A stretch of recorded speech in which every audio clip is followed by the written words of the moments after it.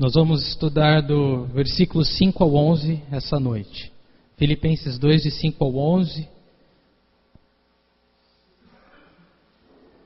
Diz assim: seja a atitude de vocês a mesma de Cristo Jesus, que embora sendo Deus, não considerou que o ser igual a Deus era algo a que devia apegar-se, mas esvaziou-se a si mesmo, vindo a ser servo, tornando-se semelhante aos homens, e sendo encontrado em forma humana, humilhou-se a si mesmo e foi obediente até a morte e morte de cruz. Por isso Deus o exaltou à mais alta posição e lhe deu o nome que está acima de todo nome, para que ao nome de Jesus se dobre todo o joelho nos céus, na terra e debaixo da terra, e toda língua confesse que Jesus Cristo é o Senhor, para a glória de Deus Pai. Senhor, muito obrigado por nos reunir nesse local, no Teu nome, o nome acima de todo nome, para Te louvar, reconhecer a Tua majestade e, Senhor, e também receber do Senhor, receber do Teu amor, ser fortalecido na nossa fé, poder, ó Deus, receber, ó Deus, a instrução do Senhor para nos guiar na caminhada. Senhor, a Tua palavra, ela fala conosco, e eu oro que essa noite a Tua palavra nos lave, nos purifique, nos santifique, nos transforme, que a Tua palavra, Senhor, possa cair como em terra fértil no nosso coração, produzindo frutos para a eternidade, frutos que são gerados pelo Teu Espírito Santo. E eu oro, Deus, em nome de Jesus, fica à vontade em nosso meio e faz além do que nós podemos pedir ou pensar nessa hora, que todos nós saímos desse lugar transformados, Senhor, pelo Teu toque, pela Tua palavra, pela ação sobrenatural do Teu Espírito Santo em nosso meio. Nos guarda de toda distração nesse momento, Senhor. Eu peço e Te agradeço no nome de Jesus. Amém. Amém. Queridos, nós já há algum tempo estamos estudando a carta aos Filipenses, que é uma carta missionária, como nós temos falado. E nesse momento, no capítulo 2, a gente está, desde a semana passada, estudando a mente submissa. Né? Nós falamos no capítulo 1, né? E estudamos o capítulo 1, falando sobre várias coisas. Mas esse capítulo 2, ele é precioso para nós, porque ele trata, você pode ir acompanhando aí, por favor, pessoal do projetor, pode ir acompanhando os próximos slides. Isso, o esboço da carta aos Filipenses, o capítulo 2, ele fala sobre a mentalidade submissa, Cristo é o nosso exemplo, e dos versículos de 1 a 11, a gente vai falar sobre o exemplo de Cristo, sobre essa mentalidade submissa. A gente falou a semana passada que essa submissão não é inferioridade, mas é uma missão que está abaixo, né? É uma missão de baixo. Submissão é a missão de baixo. A missão de Deus em Cristo é reconciliar o homem pecador a si mesmo. Deus, Ele amou tanto a humanidade que Ele deu o Seu Filho unigênito, para que todo aquele que nele crê não pereça, mas tenha vida eterna. E através de Cristo, Deus trouxe o homem pecador para si. Ele salvou o homem da condenação eterna, da morte, da separação eterna de Deus. Então, através do perdão que Cristo nos trouxe na cruz do Calvário, nós somos perdoados e reconciliados com o Pai, com Deus. Então essa é a missão de Deus através de Jesus. Nós, como igreja, como corpo de Cristo, nós somos participantes dessa mesma missão. Como? Porque nós temos agora, nós não somos o Cristo, mas somos corpo de Cristo. O Senhor se move através de nós. Então a nossa missão, a nossa submissão a Cristo é essa: revelar a glória de Deus ao homem pecador. Então Deus está usando as nossas vidas para revelar a sua glória, a glória de Deus às pessoas à nossa volta. Então é maravilhoso fazer parte dessa missão, né?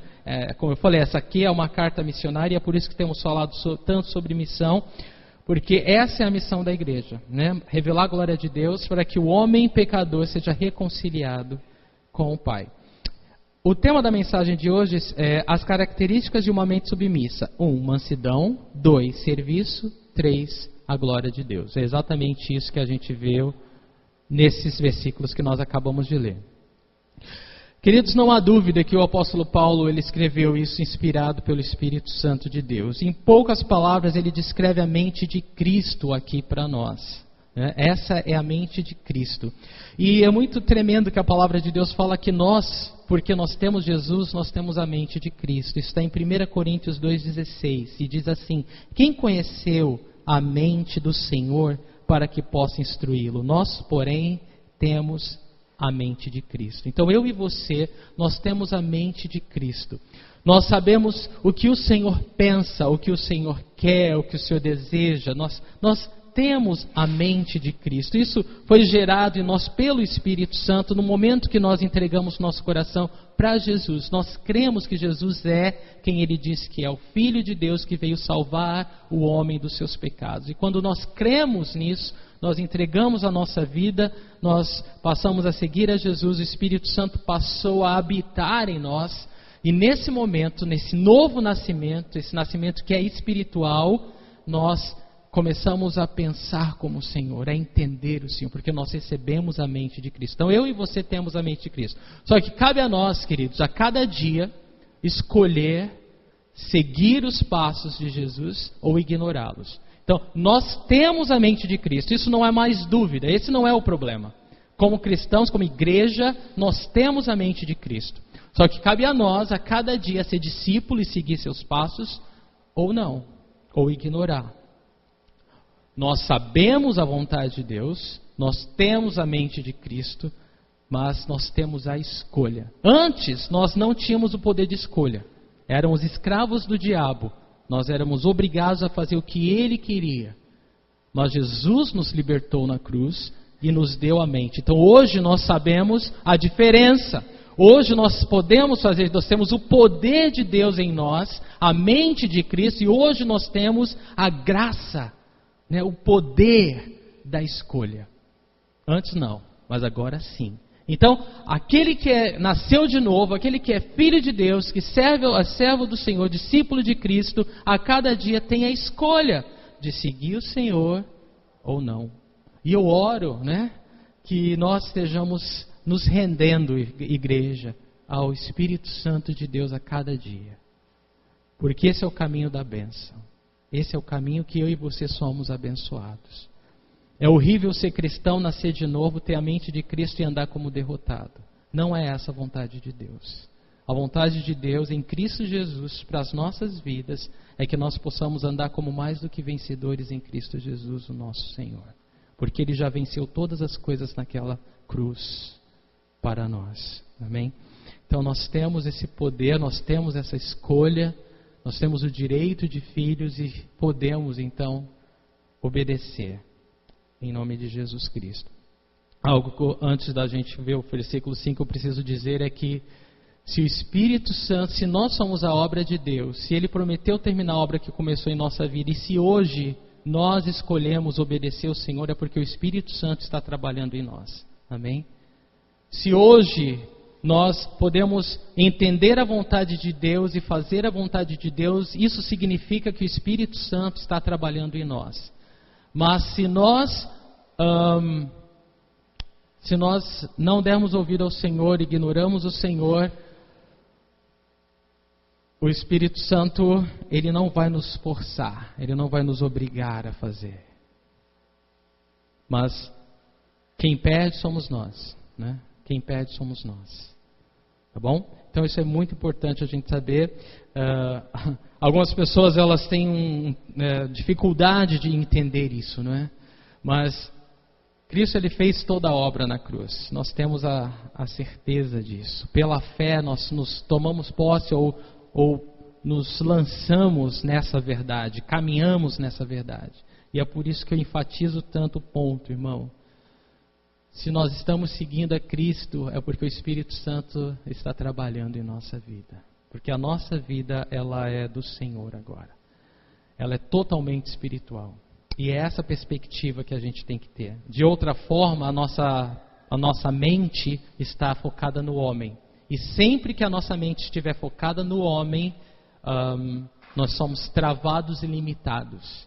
Mas se a nossa mente está focada no Senhor Jesus, ninguém segura a gente.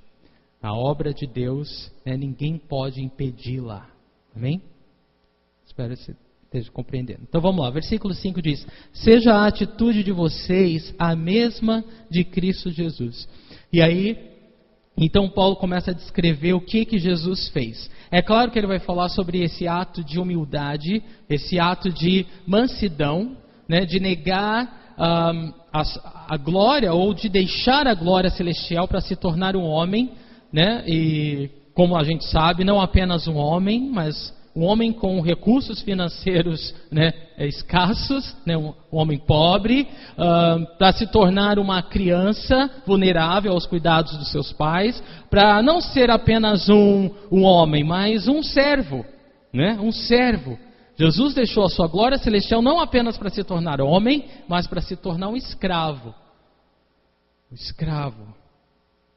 Um escravo nosso, para nos servir, para que assim ele pudesse glorificar o Pai. Então, essa foi a atitude de Cristo Jesus. E é por isso que Paulo ele fala: seja a atitude de vocês a mesma de Cristo Jesus. Qual foi essa atitude? De não se agarrar aos seus privilégios, mas pelo contrário, abrir mão dos seus privilégios em benefício do outro. É essa a atitude de Cristo Jesus. Nós temos muitos privilégios, não é verdade? Nós temos o direito de, como filhos de Deus, a tudo que a palavra de Deus nos fala, nos ensina. É muito privilégio. Nós temos muita honra, muita glória em Deus. Agora imagina ser capaz de abrir mão de um direito seu, ou abrir mão de alguma coisa, algum benefício, algum privilégio que você tem em favor de outro. Foi exatamente isso que Jesus fez. Ele abriu mão do conforto e da glória celestial para se tornar um homem, não apenas um homem, um escravo, para nos salvar. E esse vai ser o ponto desse trecho. Você ser capaz de se humilhar, de se esvaziar, de abrir mão de um direito, de algo bom, em benefício do outro. Então é essa a atitude de Cristo Jesus e essa é a atitude de mansidão. Então o ponto número 1, a característica número 1 de uma mente submissa é mansidão. E mansidão é o quê? É um fruto do Espírito Santo. É algo que o Espírito produz em nós. E o que significa mansidão? Força sob controle. Você tem o poder de, mas você escolhe não. É isso. Isso é mansidão.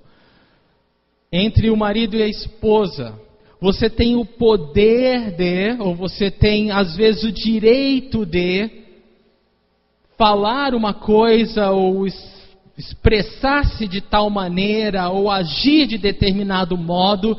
Você tem o direito, você está certo, você tem a razão, mas você escolhe não para o benefício do casamento, para o benefício do outro. Se eu agir dessa maneira, eu falar desse modo, eu fizer isso, ainda que eu esteja certo, o outro vai ser machucado, o outro vai ser ofendido, não vai ser bom. Eu vou machucar, eu vou ofender.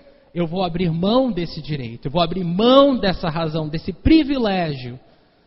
Aí eu penso nos pais e os filhos. Uma alegria, uma glória de ser pai, é um benefício tão grande. Oh Deus, como é bom!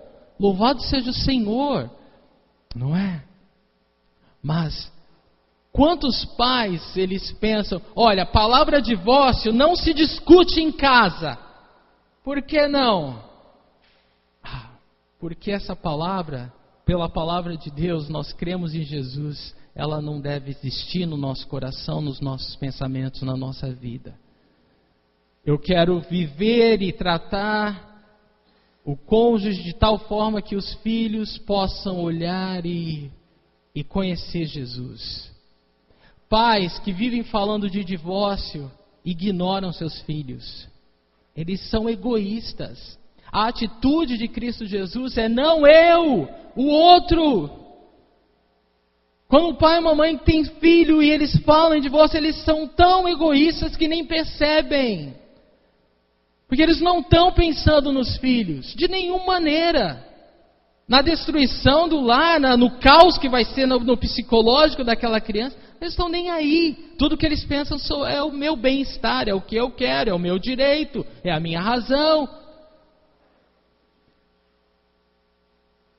Então a atitude nossa deve ser igual à de Cristo Jesus, que tendo privilégios e tendo direitos e tendo razão e tendo poder, abriu mão para que o outro fosse abençoado, servido, restaurado e levantado. Jesus, sendo Deus, se humilhou, não só como homem, mas como escravo, para que nós pudéssemos ser levantados e unidos ao Pai para sempre.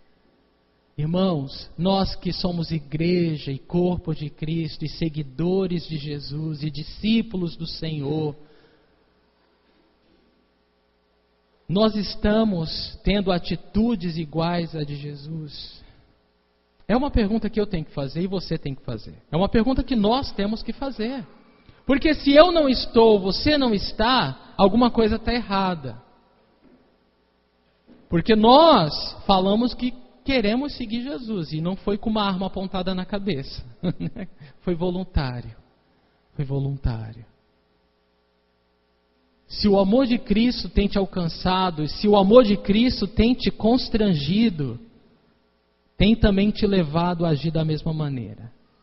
A única forma de nós não seguirmos os passos de Jesus é porque nós não estamos recebendo do amor que transforma, do amor que gera vida. Nós estamos tão perdidos e cegos olhando para nós, que nós nos distraímos de manter nossos olhos focados em Jesus Cristo. E nós vivemos no mundo, num momento como igreja caótico, porque seguidor de Cristo é raro hoje. Existem pessoas que se denominam cristãs e falam de Jesus e decoram versículos e postam coisas no Facebook, mas elas não vêm para a igreja porque elas são servas. Elas não vêm para a igreja para servir, elas vêm para ser servida. Elas não pensam na igreja como o corpo de Cristo, a unidade. Não, elas pensam nela, o que eles têm para me oferecer. E se eu não gostar, eu falo mal mesmo. Então a gente tem que parar e repensar: o que eu estou fazendo da minha vida? Que seguidor de Cristo eu estou sendo? E ser corrigido na maneira de pensar. E ser corrigido, mudando o pensamento, também as atitudes. Amém? Então seja a atitude de vocês a mesma de Cristo Jesus. A palavra de Deus, antes da gente ir para o versículo 6, ela fala várias vezes a palavrinha outro, naquilo que se refere à vontade de Deus para a sua igreja. Então eu quero ver algumas desses versículos com você, e você, por favor, anota, né? Acho que nós perdemos um pouco ao longo dos anos o hábito de anotar a palavra de Deus, porque a gente, tá bom, eu estou aqui só para enjoy, né? Só para curtir. Não, você está aqui para se focar na palavra de Deus e estar atento ao que o Espírito Santo de Deus está falando no teu coração, e não perder tempo em registrar isso, porque a nossa mente, nós não confiamos nela, a gente esquece, pelo menos só eu, né? Eu esqueço muito rápido. Então, assim, eu encorajo vocês a escrever aquilo que o Espírito Santo está falando ao teu coração, para ser lembrado depois.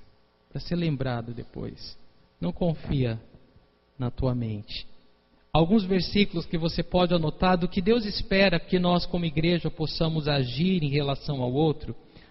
João 13, de 34 a 35. Amem-se uns aos outros. Romanos 12, 10. Honrem uns aos outros. 1 Tessalonicenses 5, 11. Edifiquem um ao outro. Tiago 5,16, orem uns pelos outros. Romanos 14, 13, não julguem uns aos outros.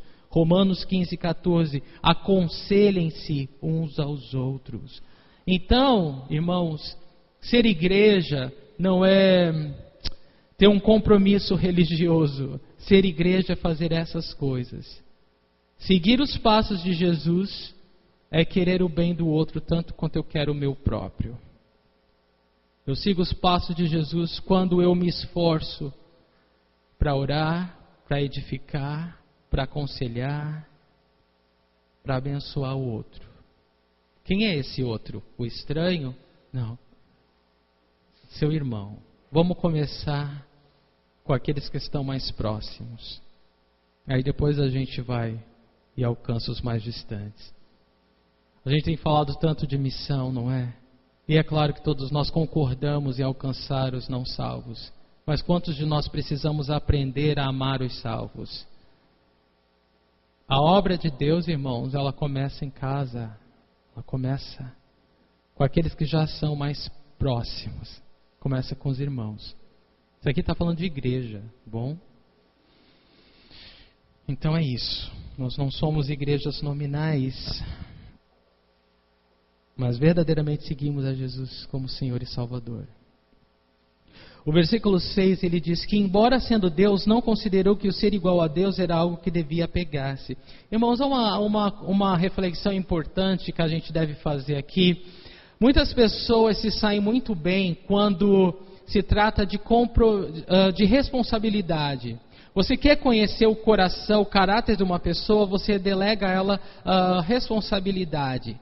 E as pessoas, elas vão fazer muito bem as coisas desde que sejam bem pagas. Se elas se sentirem que ela tem um lucro ou tem algum benefício próprio, elas vão desempenhar qualquer coisa que você colocar na mão delas muito bem. Elas vão dar do seu melhor, mas não é nesse ponto que um discípulo de Cristo é reconhecido. O discípulo de Cristo, ele é reconhecido quando, em vez de se sair bem com as responsabilidades, que é fácil quando você tem bons lucros, quero ver como que você se sai com privilégios. Quando você, em vez de responsabilidade, você só tem privilégio. Então você agora é um filho de Deus, agora você é um herdeiro celestial, agora você tem todas as bênçãos pela fé no nome de Jesus. Você tem o poder de Deus, né? As portas do inferno não vão prevalecer contra a sua vida. Só benefício, só privilégio, só privilégio. Aí você pode pensar em termos humanos também, não sei, né? Só privilégio.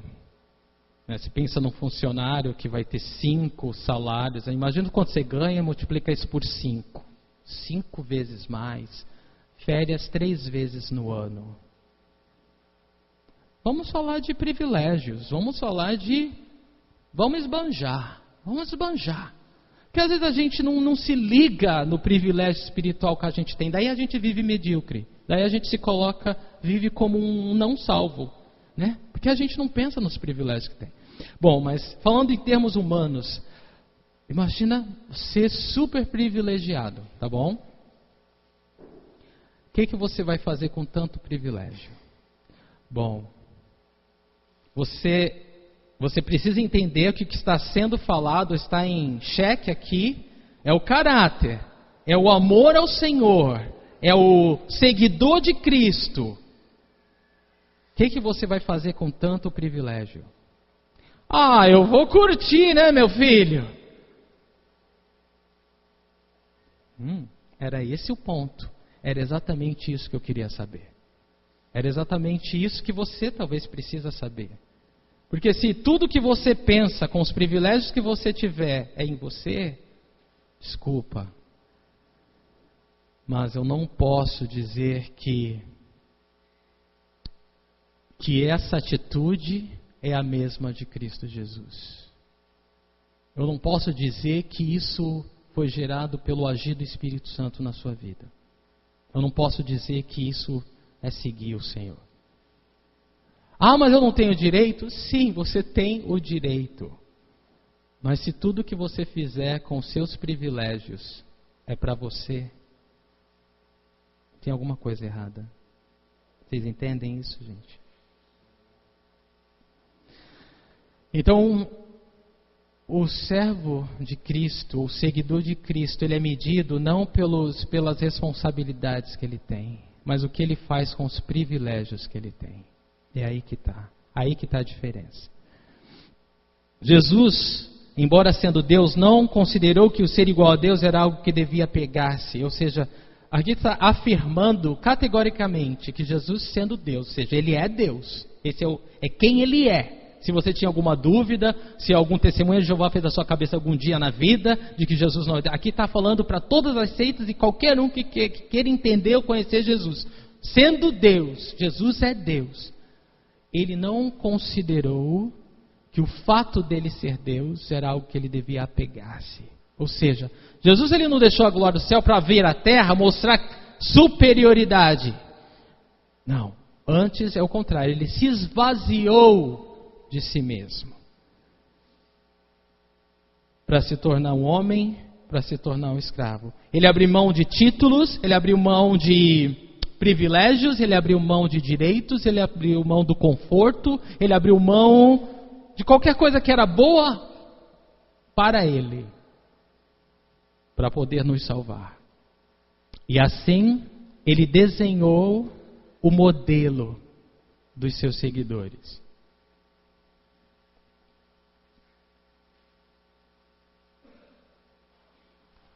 Versículo 7 diz: mas esvaziou-se a si mesmo, vindo a ser servo, tornando-se semelhante aos homens. Jesus se tornou um de nós. Ele não se apegou ao fato de ser Deus, mas antes se esvaziou de si mesmo.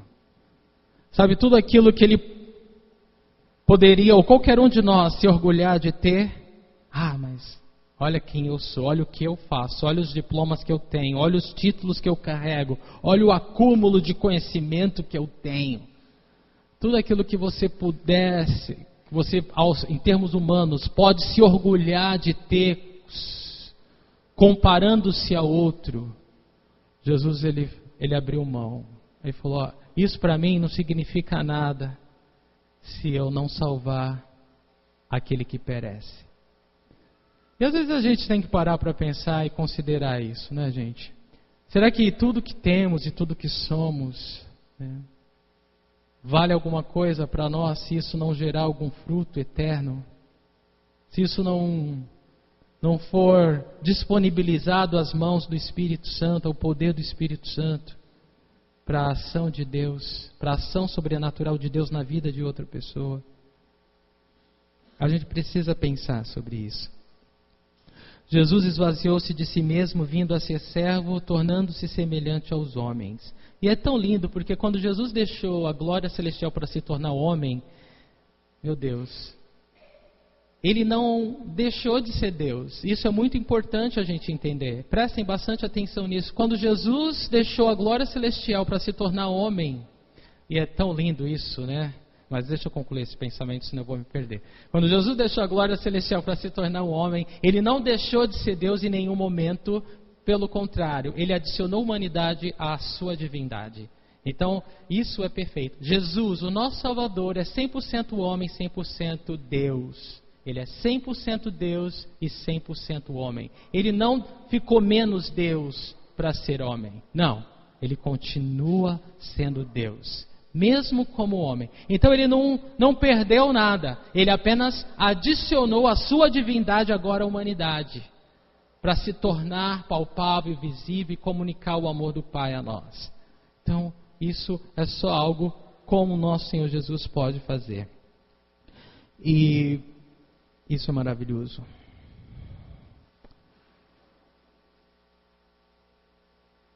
Hebreus 11, de 24 a 26, me lembra o exemplo de Moisés. E eu quero ler rapidinho com vocês. Pela fé, Moisés, já adulto, recusou ser chamado filho da filha do faraó, preferindo ser maltratado com o povo de Deus a desfrutar dos prazeres do pecado durante algum tempo. Por amor de Cristo, considerou sua desonra uma riqueza maior do que os tesouros do Egito. Porque contemplava a sua recompensa. Presta atenção, Moisés, ele sendo considerado, sabe que Moisés foi achado pela filha do faraó e foi criado no palácio real do faraó, e ele tinha todos os benefícios e todos os privilégios que o neto do rei poderia ter. Imagina o quanto esse menino foi paparicado, mimado, não é? Ele foi criado como um príncipe ali. Só que aqui fala que ele preferiu, ele recusou ser chamado filho da filha de Faraó. Ele recusou ter todos esses privilégios e todos esses benefícios, preferindo ser maltratado com o povo de Deus, a desfrutar dos prazeres do pecado durante algum tempo. Nossa, mas que forte os prazeres do pecado. Porque comparando a vida que ele tinha longe da vontade de Deus, é dessa forma mesmo que se coloca. É o prazer do pecado. Ah, mas não tinha nada errado ele continuar. Ah, não, ele não tinha. Mas ele entendeu que Deus tinha algo maior para ele. Ele entendeu que todo aquele benefício, todo aquele privilégio, que tudo aquilo não acrescentava nada a ele. Pelo contrário, aquilo já não estava acrescentando mais, aquilo estava tirando dele. Já estava diminuindo quem ele era, quem Deus o chamou para ser. Aquilo que Deus tinha no coração dele para a vida de Moisés. E ele entendeu, ele falou, se está fora da vontade de Deus, ele está no pior lugar do mundo. Não importa quais os privilégios, não importa os benefícios, não importa o que você, aos teus olhos, acha que vai ganhar. Se você está longe da vontade de Deus, você está longe de tudo que é bom. Você está longe do melhor. E nós precisamos aprender a comparar o bom com o melhor. Talvez muita coisa na sua vida seja boa, mas eu encorajo você a colocar isso à luz da vontade de Deus, da palavra de Deus. E talvez ser convencido pelo Espírito Santo a abrir mão do que é bom pelo que é melhor. Amém? Foi exatamente o que Moisés fez. É interessante que a atitude de Jesus, irmãos, em se humilhar e se esvaziar de si, ela se opõe à vontade de Lúcifer, né? Que sendo um anjo, um arcanjo, um querubim, né? Na presença de Deus, louvando a Deus, ele tinha tanta glória, ele tinha tanto privilégio, quanto os anjos são uma hierarquia, e ele como um querubim, ele tinha muitos privilégios de poder ter acesso à presença de Deus. Só que ele queria mais. Ele queria se assentar no lugar do trono de Deus. E a gente vê exatamente o oposto do que Jesus fez. Nós vemos Jesus sendo Deus se esvaziando para se tornar um homem. Abrindo mão, se esvaziando. E a gente olha para Satanás, tendo tanto privilégio, tendo tanta honra, mas ainda queria mais, queria se tornar como Deus. E também o contrário, Adão, que tinha o privilégio, Deus falou, olha, Adão, você é a primícia da criação. De tudo que eu fiz, você é o meu melhor. E eu te dou tudo, tudo que eu criei eu sujeito a você.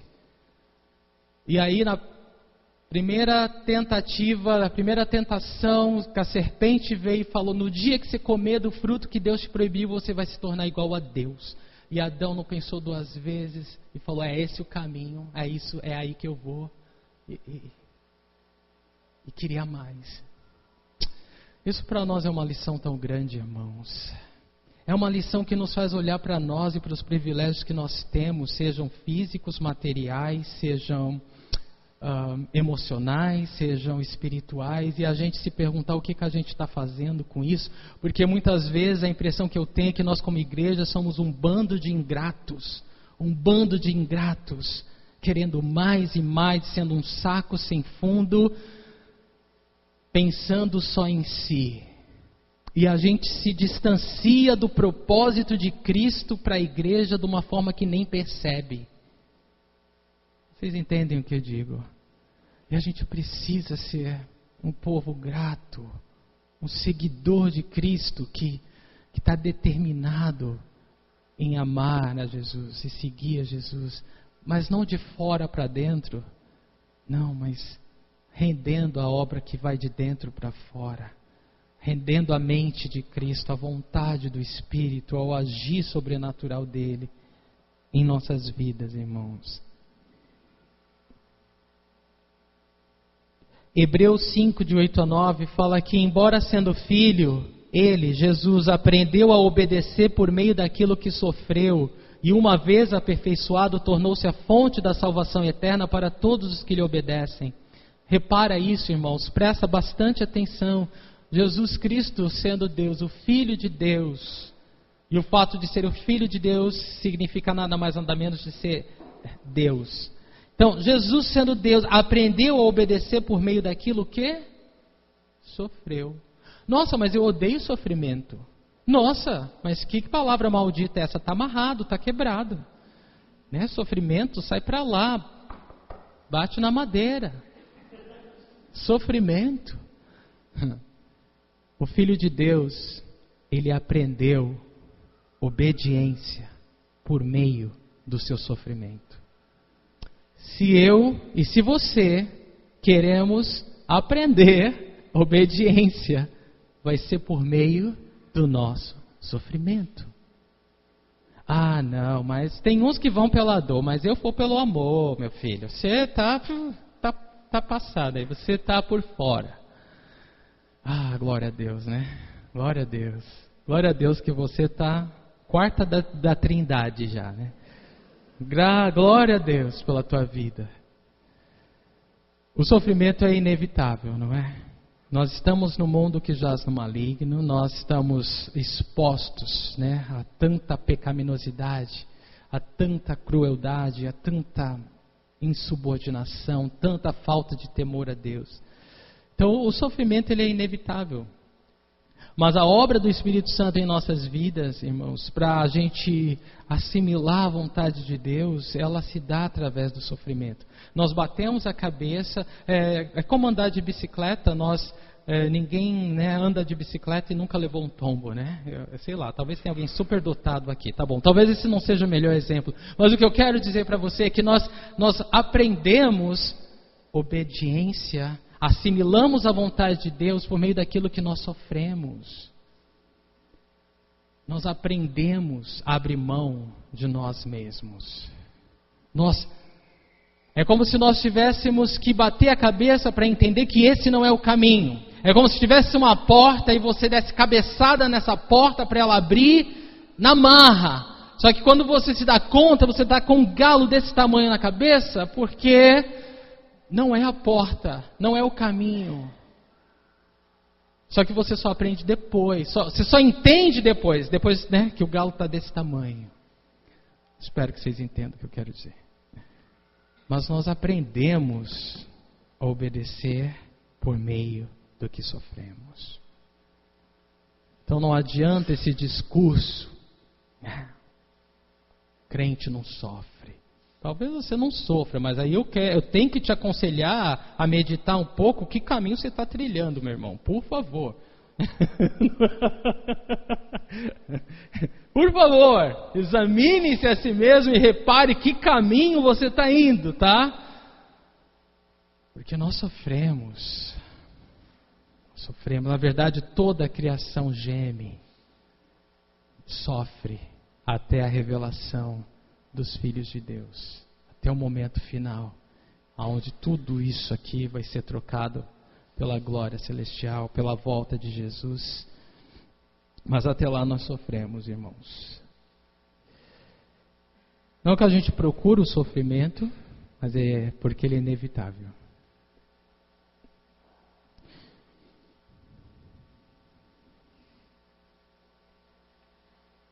Irmãos, antes ainda da gente passar adiante, muitas pessoas, Jesus aqui fala que Jesus se esvaziou de si mesmo, tornando-se semelhante aos homens e se tornando um servo, né? Algumas pessoas amam servir e isso é muito bom. Só que a gente ama servir, às vezes, enquanto aquilo não nos custa nada. Então a ideia é, não, eu vou servir enquanto isso traz uma alegria, um benefício, um privilégio. Aí eu sirvo. Mas se o meu servir chegar ao ponto de me custar algo, de me custar alguma coisa que me faça abrir mão, talvez o sábado à noite, domingo de manhã. A gente fala, não. Para mim servir é só enquanto eu estou gostando. Para mim servir é só enquanto eu tenho o privilégio. É tudo bom, é tudo legal. Mas me custar algo, não. Esse é o meu limite. Mas aí eu tenho que falar para você honestamente, querido, que se o teu serviço não te custa algo, talvez ele não esteja gerando nada também. Porque da mesma forma que Jesus, para nos servir, para nos salvar, ele abriu mão de si mesmo. Quando a gente segue os passos de Jesus e serve para o benefício do outro, fatalmente isso vai nos custar alguma coisa. Fatalmente vamos ter que abrir mão de algum conforto, de algum direito, de algum privilégio. E se servir para você não significa abrir mão, não significa perder nada para de si mesmo, eu tenho que confessar que talvez esse fruto não seja eterno, seja simplesmente temporal, porque está limitado a uma esfera de prazer temporal, momentâneo, casual. Vocês entendem isso? Sim. Se mansidão é a primeira característica de uma mente submissa, serviço é a segunda característica de uma mente submissa. E às vezes, irmãos, a gente tem que se ligar que o nosso papel, o nosso serviço, ele não se limita a dar o diagnóstico certo para os problemas alheios. Ah, você aí, o que falta é isso, e você lá, o que falta é aquilo outro. Às vezes a gente acha que isso é serviço. Não é. Isso não é, tá bom?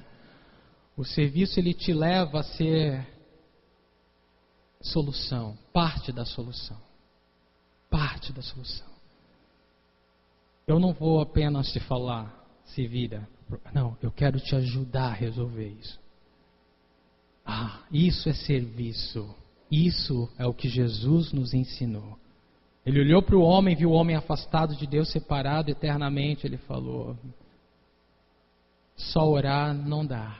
Eu vou orar e continuo orando, mas eu vou agir. Eu vou ser a solução. Irmãos, quando a gente segue o exemplo de Jesus, a gente quer ser solução do problema alheio. A gente não quer só apontar os problemas, os defeitos e as deficiências dos outros. Isso é serviço cristão. Boa intenção, eu não vou falar o inferno está cheio, tá bom?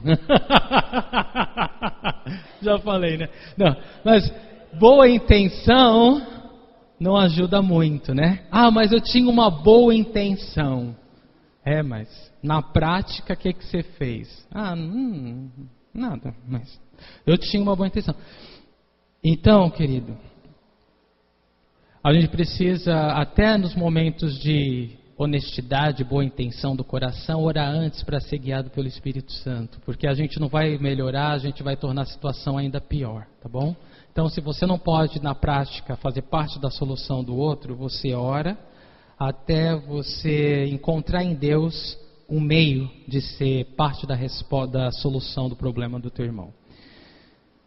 Jesus se tornou um servo para que de forma prática pudesse nos salvar, nos tirar do inferno, e assim obedeceu ao Pai. Ele trocou o céu pela terra, a glória pela vergonha, o semestre para ser servo, a vida pela morte e mesmo morte de cruz. E quando fala mesmo morte de cruz, significa que de todas as mortes aquela seria a mais vergonhosa, a pior morte, porque era o lugar dos malfeitores, dos bandidos, a vergonha era pública, e Jesus foi obediente ao Pai até a morte, e morte de cruz. Isso tem que ser enfatizado, porque Ele tomou o lugar que nós deveríamos estar. Isso é se despojar. Marcos 10:45 fala que pois nem mesmo o Filho do Homem veio para ser servido, mas para servir e dar a sua vida em resgate por muitos. Então, Jesus, sendo Deus, Ele não veio para ser servido.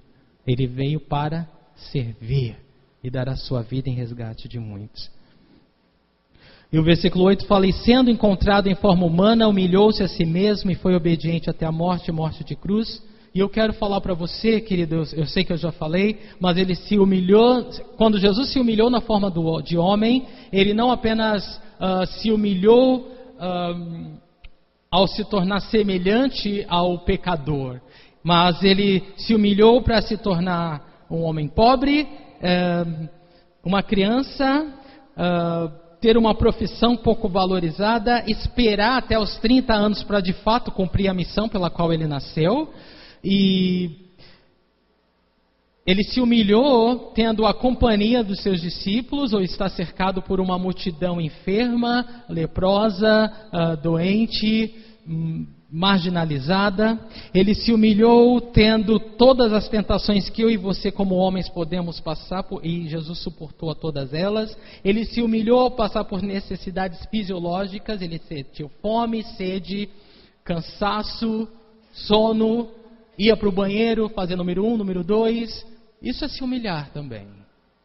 Deus não precisava fazer isso, mas ele se humilhando na forma de homem, ele se sujeitou a todas essas coisas. Ele se humilhou em obediência ao Pai e total submissão ao Espírito Santo. Ele se humilhou em aceitar uma morte brutal. Ele se humilhou em passar por agonia, dor, sofrimento física, emocional, psicológica e espiritual. Ele se humilhou ao passar por vergonha, nudez, zombaria e humilhação. Ele se humilhou ao passar por difamação, calúnia e ser chamado de operar milagres por Beelzebu, o chefe dos demônios. Às vezes eu e você, nós passamos por alguma coisa, né? A gente é ofendido por alguma coisa e a gente já se sente, né? Como pode, né? Como pode? Como que alguém pode falar assim comigo? Ei, Jesus foi chamado. Você faz milagres pelo demônio, por Beelzebu, o chefe dos demônios. Meu Deus do céu.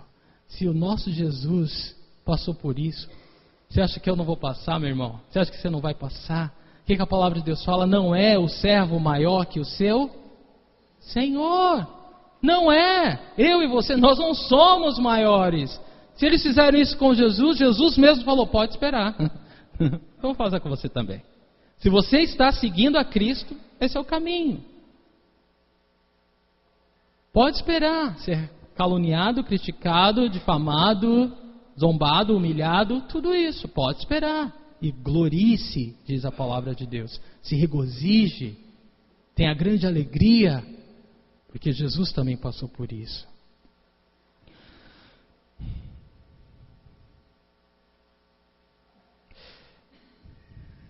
Serviço e sacrifício andam de mãos dadas, tá bom? E quando o amor é a motivação do nosso serviço, do nosso sacrifício, nós nunca vamos exaltar o sacrifício. Nós só vamos exaltar Jesus Cristo. Amém?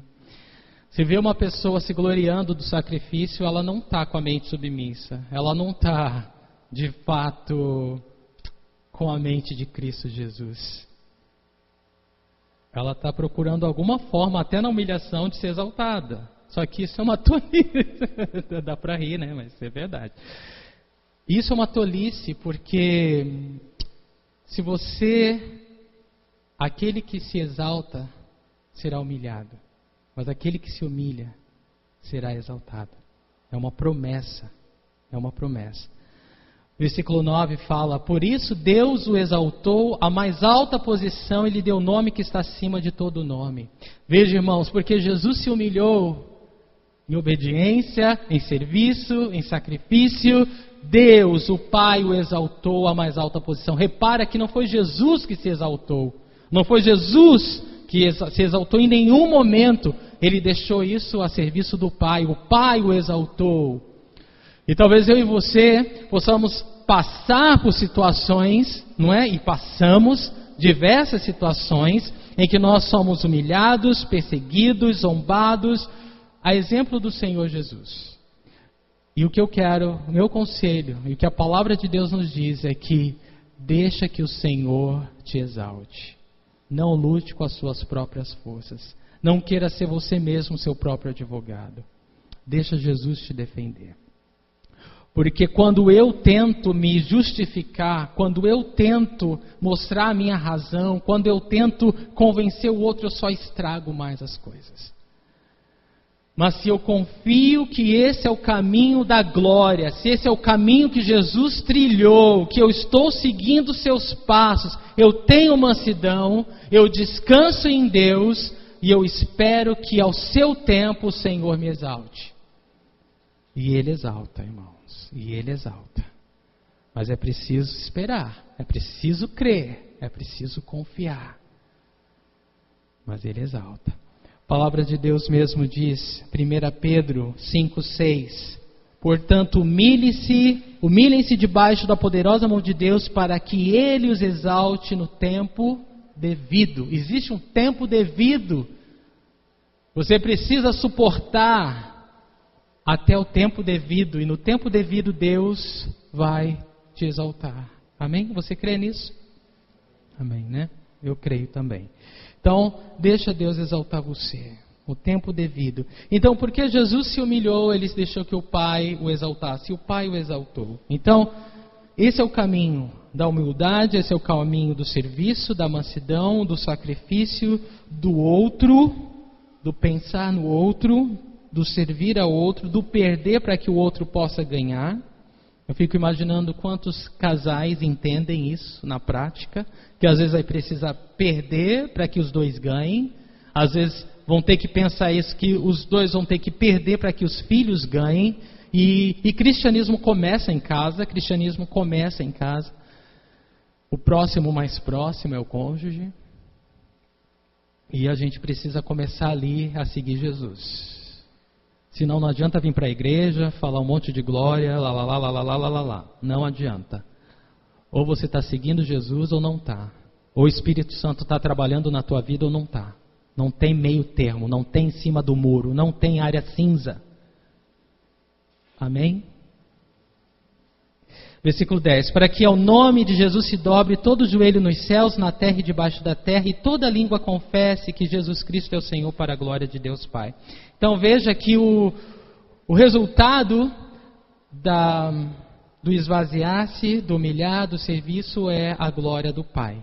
Então, tudo isso que a gente está falando, que Jesus vem ensinar, é o caminho que nós glorificamos a Deus, irmãos. Todos nós falamos, não, meu propósito da vida é a glória de Deus. Para que você existe? Para que Deus seja glorificado. Então tá, Deus é glorificado quando você louva, Ele é. Mas a tua vida e a obra do Espírito na tua vida já é para a glória de Deus. Você está entendendo? Então assim, é muito mais o agir, o trabalhar do Espírito Santo na tua vida que traz essa glória de Deus, do que mesmo você. Porque eu e você não podemos fazer nada, não é? Que glória eu posso dar a Deus? Mas se eu deixar o Espírito Santo agir na minha vida, eu tenho certeza que essa obra é completa e perfeita. E que Deus vai receber toda a glória que Ele me fez para oferecer. Amém? Então esse é o caminho. E aqui quando fala o nome de Jesus se dobre todo o joelho no céu, na terra, está falando da autoridade, da majestade que Jesus recebeu. Irmãos, presta bastante atenção nisso. Jesus recebeu o nome acima de todo nome.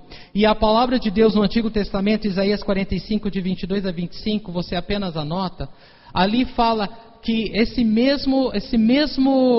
mesma citação de que o nome de Yahweh, ou Yahvé, ou Jeová na verdade é o mais pobre das traduções, tá bom? Mas Yahweh é o nome de Deus, o nome que os judeus tinham até temor de falar e de escrever, porque era o nome acima de todo nome, era um nome tão santo e tão poderoso que eles tinham temor até de escrever. E é esse nome que o Antigo Testamento fala, olha, todos vão se dobrar, todo joelho vai dobrar e toda língua vai confessar que Ele é o Senhor, e Yahweh é sobre todos. E aqui Paulo ele usa a mesma passagem, todo joelho vai se dobrar, toda língua vai confessar que Jesus é o Senhor. Que Jesus é o nome acima de todo nome. Então, Jesus é Yahweh. Se alguém tinha ainda alguma dúvida que Jesus é Deus, aqui está bem claro.